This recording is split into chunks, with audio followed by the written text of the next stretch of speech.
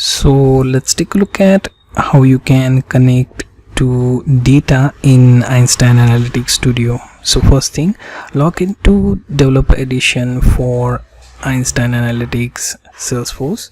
So after that, we click on App Launcher. Okay, you will find it in your Einstein dashboard, and on left hand side, when you click on App Launcher, it should show you Analytics Studio.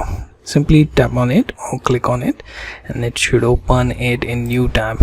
Okay, now here you see two option panes here. On left hand side you have bunch of links, and on right hand side anything that you click on left should have its result on right.